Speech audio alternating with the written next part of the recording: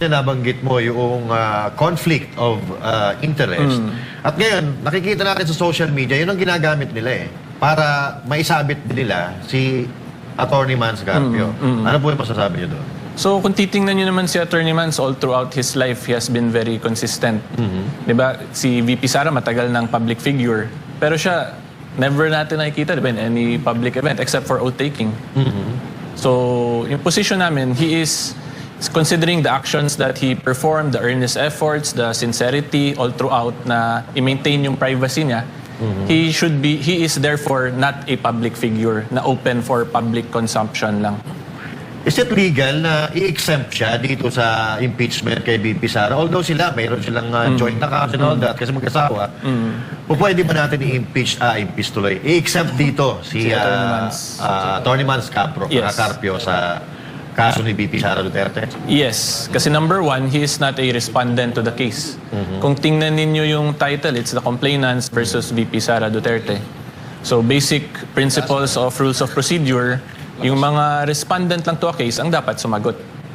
So impeachment to wala si Attorney Mans doon. Plus yun nga, he is a private individual, therefore hindi siya automatic na pwede nga lang i-involve regarding public matters. Okay. One more question, Attorney. Yung box hindi binuksan ng Justice Committee.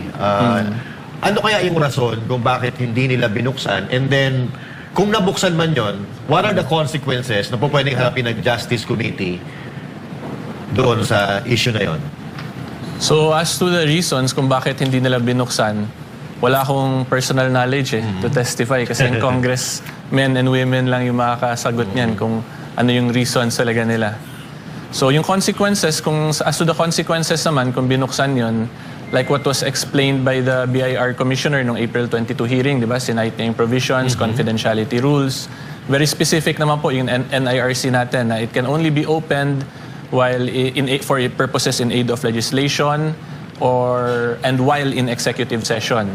So klaro naman the impeachment process is not under the legislative function of the House kasi Article 6 yun siya na power ng House ng Constitution po whereas yung impeachment functions po nila is under Article 11 separate provision. So in very simple terms hindi papasok yung in aid of legislation na requirement. So hindi nila pwede buksan talaga. Pero attorney, isang sinabi ni dating BIR Commissioner, I think it was Inares, sabi niya, yung action pa lang ng pagbigay ng box is parang ano na yun, violation na yun kasi binigay mo binigay niya na. What do you think of that? Well, that is a legal position din. Pero yung sa amin, basta ino-observe lang namin kung bubuksan o hindi. Kasi yung issue sa amin is whether or not na-divulge ba in public yung mga confidential matters. So since wala namang na-divulge, edi yun, observing lang kami pa rin. Pero during that impeachment hearing, we were diligently observing. Ako, I was doing the rounds, going on interviews, tapos may part din ng team na nag-observe. Pero dun sa sinabi nito ni Master Jude, hindi ba argument kasi ng mga congressman, conjugal ang property. So, nasa batas naman natin yan. Kung anong property ni VP Sara, at anong property ni Attorney Mans, isa yun. So, dapat may labas yun. Well, yun nga po, the right to privacy kasi ni Attorney Mans should also be respected. Hindi kasi absolute yung right to accountability na kung ano lang gusto gawin ay pwede lang nila gawin basta-basta. Kasi if we read the Duterte versus HOR case, yung 2025, in-emphasize doon ng Supreme Court, diba? In all stages of the impeachment, the Bill of Rights must be respected. So that means yung right to privacy ng isang private individual should be respected while performing their constitutional function. So currently, since sila yung may burden na mapakita nila na sila yung may burden to establish na allowed yung ganong argument like what you explained, sila yung may duty nun to explain. Basta sa amin ngayon, Attorney Mans has the right to privacy that should be respected. Sila ang dapat magpakita ng exception sa Constitution or sa batas na automatic ganun just because conjugal, therefore open agad for public consumption si Attorney Mans. Kasi yung position namin, si Attorney Mans being a private individual, hindi siya kasama doon. So dapat i-separate. Itong sa box attorney na banggit kanina, mas maganda ba nabuksan yun para mademanda tong mga hindi sumusunod or wala talaga silang interest buksan parang publicity lang. Kunwari, bubuksan na nanakot, na may masamang ginawa, na illegal, yung ganun ba? Basta yung position talaga namin, gusto lang namin masunod yung rule of law. Kung ano yung tama sa batas na procedure, how to open mga boxes, how to gather or acquire evidence, yun lang yung gusto namin masunod. And kung yun nga po, kung cases will be filed against Attorney Mans, we will just answer in the proper venue. Talking about rule of law, napakarami po nila magkakasabwat dito sa paglalabas ng mga impormasyon ng mga Dutertes and even Attorney Mans Carpio. Bakit 6 lang po yung kinasuhan ninyo? Kung tingnan nyo yung complaint, actually may John and Jane Does sa dulo. Kasama dun yung maingay na dati senador. Napapaano lang kasi yung iba, legal strategy, di ko ma-disclose lahat eh. Basta yung important lang po ma-take note talaga, may John and Jane Does na kasama. So, yung John and Jane Does kasi, those are unidentified na mga individuals pa at present. Alright. But sa complaint namin, may conspiracy kaming allegation. So, kung makitang may conspiracy, yung may concerted effort sila to perform the illegal act, pwede rin sila maging liable. And one more thing, sorry. According to according to one congressman, itong ginagawa daw ninyo ni Attorney Mans Carpio is diversionary tactics. Okay.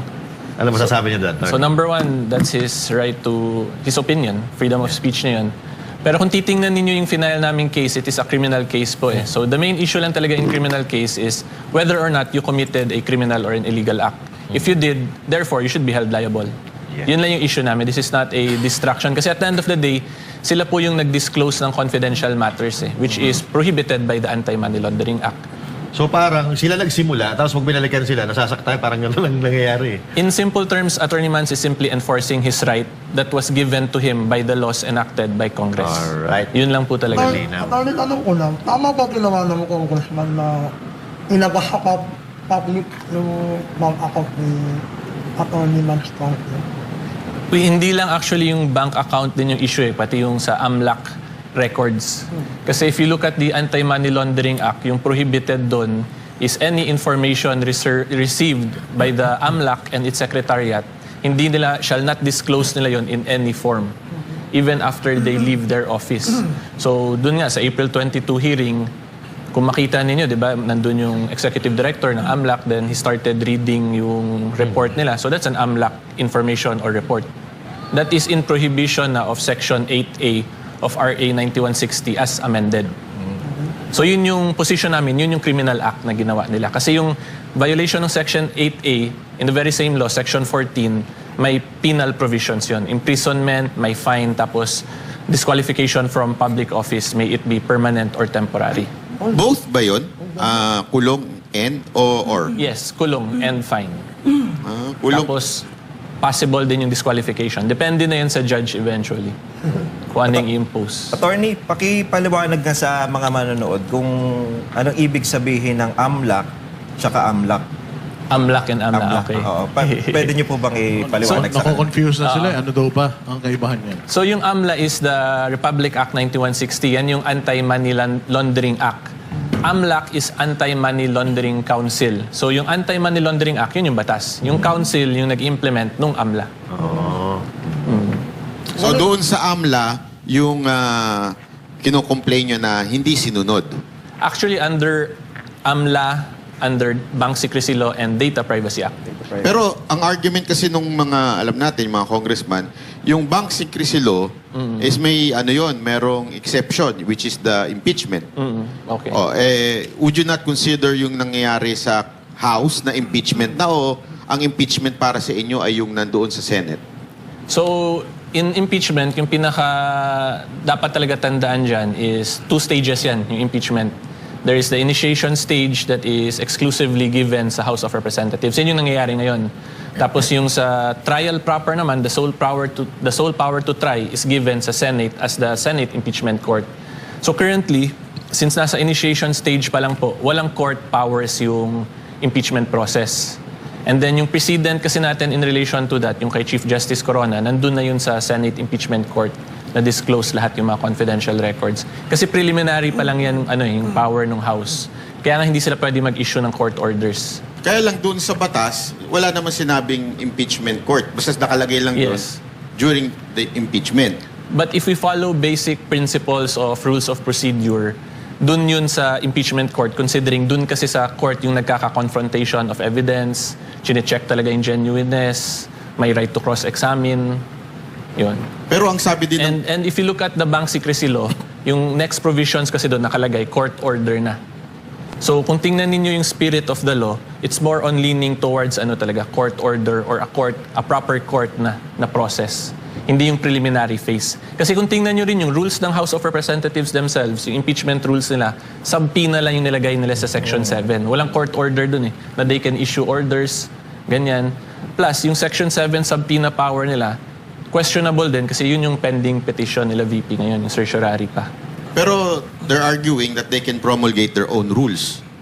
Yes. Diba? They can So- promulgate subject to whether or not did it violate the Constitution. Hindi absolute yun.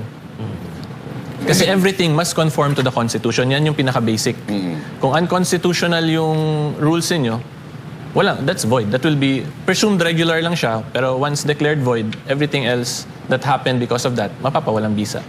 You as a lawyer, di ba, naging congressman ka din before as a representative of the party list. Ngayon, mukhang naiintindihan natin na mukhang yung mga ibang congressman hindi naiintindihan yung laws. Sa tingin mo ba it's about time that ma-require na ang isang mambabatas ay dapat Lawyer. o lawyer? So ito, I'll be speaking from my personal capacity, not as a spokesperson ni Attorney Mans. And based from my personal experience, ang masasabi ko, hindi ako 100% agree na dapat lawyers lang. Kasi yung ginagawa kasing batas, it's about society in general eh. Not necessarily about the legalities or technicalities of the law. So, mas maganda pag different sectors kasi may iba-ibang expertise, specialties para mas ma-address yung problems of society. Yun yung position ko personally. Speaking of rules, attorney, no? Kasi dalawa tinamaan dito eh. Merong bank secrecy law, tapos BIR secrecy rules. Magkaiba po ba yun, yung dalawang yun?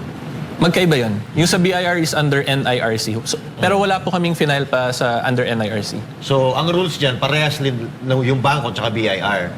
Yung exemption Parehas niya, silang na. confidentiality law. Confidentiality. And Yung pwedeng, issue. ano ba tawag dito, yung paggagawa ka ng batas, pwede mo siya ilabas.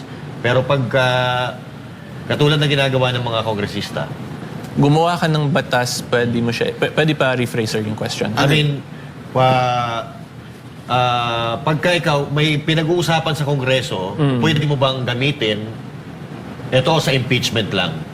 Itong mga nilalabas nilang information ngayon. Pag ilagay nila as an exception to the laws. Pag tingnan nyo kasi yung Anti-Money Laundering Act, as amended, walang exception na eh. Nilagay lang shall not disclose in any manner any information, period. Then if you look at the latter part ng batas, wala talaga any exception. Okay. So yung position namin, it is absolutely confidential.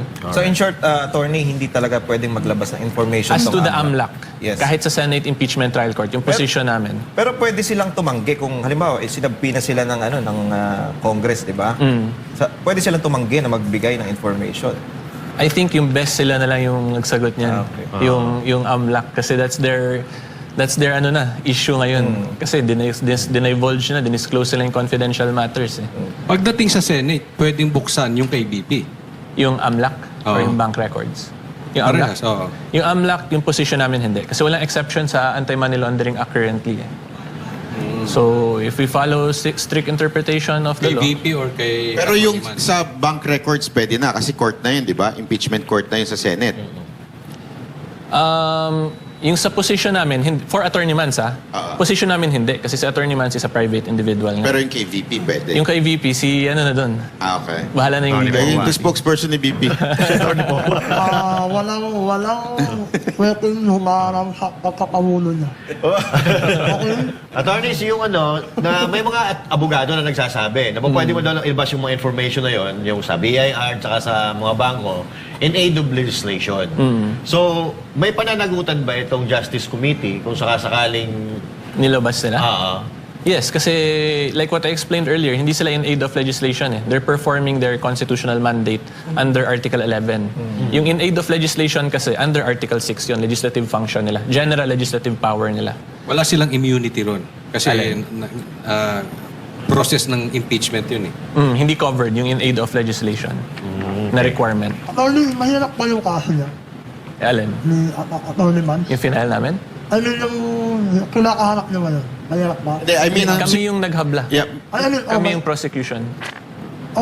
maybe ang tanong niya is, sa tingin niyo, gaano katagal na ito aabutin? Aabutin ba to bago mag-impeachment o it will take maybe a year, ganon? If we follow yung basic rules ng preliminary investigation, yung counter affidavit, if I'm not mistaken, within 10 to 15 days from notice, dapat mag-file sila. So within the next few weeks, they will be most likely filing their counter affidavits. Is this bailable? Kung sakasakaling nagkaroon ng probable cause? Bailable naman. Available dito? Bailable siya, yes. Kaya siguro natanong niya, excited na ako kami makulong lahat ng mga dinimanda niyo. Ano na yung babae? Yung interesting lang dito, may china-challenge kaming talaga yung we sued them in their personal capacity.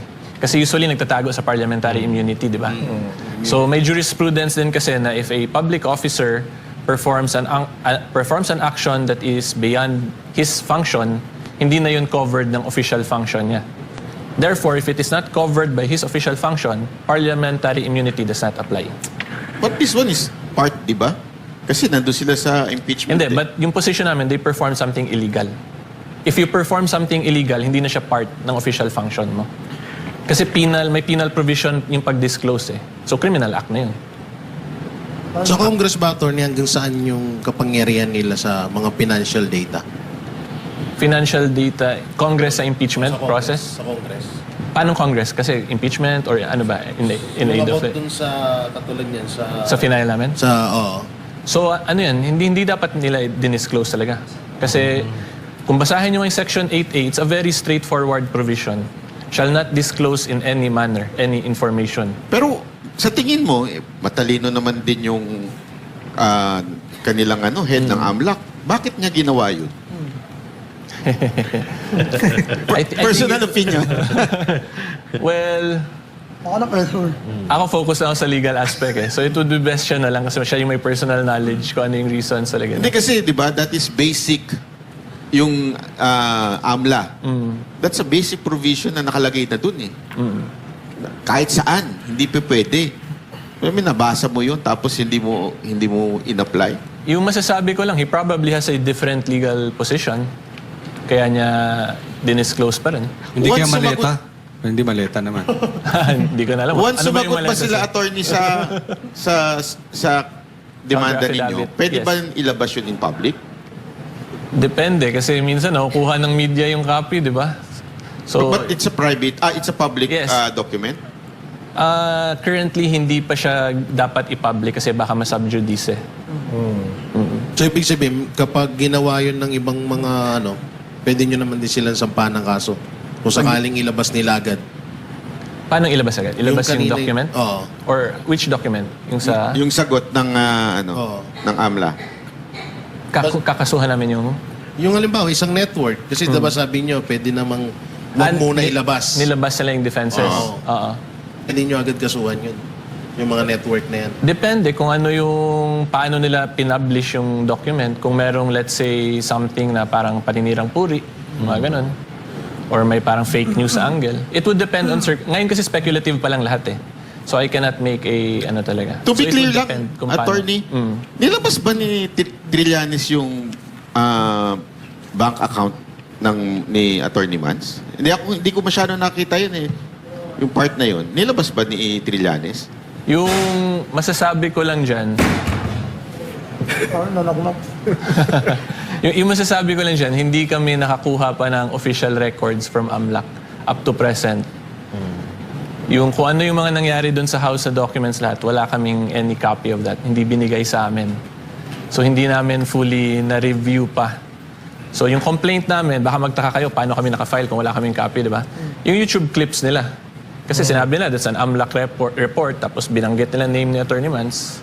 Pero as to the official documents, yung legal team po has not received a copy. Pero binanggit ni Trillanes doon yung yung parang account eh. Sinama niyo ba siya sa demanda? As in, siya mismo? Hindi siya named.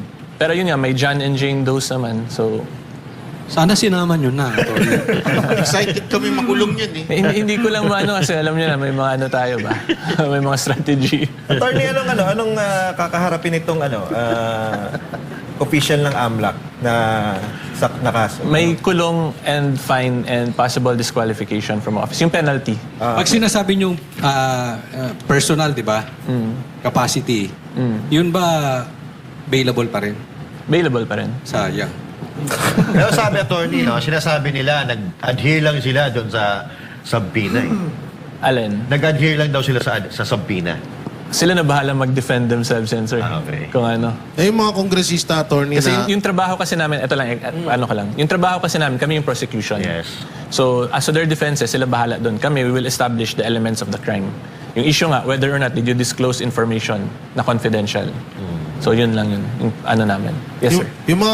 Yung mga kongresista na parang nilalait-lait itong sinampan yung kaso laban sa kanila. Pwede nyo pa ba ulit, sampahan sila ulit ng kaso? Katod nito ni Percy Paloma ba? Sindanya. Sindanya, na parang sinasabi niya, mema lang daw yan. Kesyo geto. Dahil, parang minamaliit niya yung kaso nyo. Hindi na namin na-discuss so far yung mga ganyan. Parang ano naman, So irrelevant parang so far. hayaan mo na lang. Saka yung Percy, wala namang kilang yun eh. So far yung Pero mga kasama ganyan, yan sa kinasuhan nila. Pero walang kilang yun. yung kinasuhan is because of the pag-disclose. Pero yung mga ganyang statements, so far hindi namin napapag-usapan. Pag free speech naman, tapos it does not cross on libelous statements, wala naman. Ibig sabihin, maluwag pa rin pala kayo. No?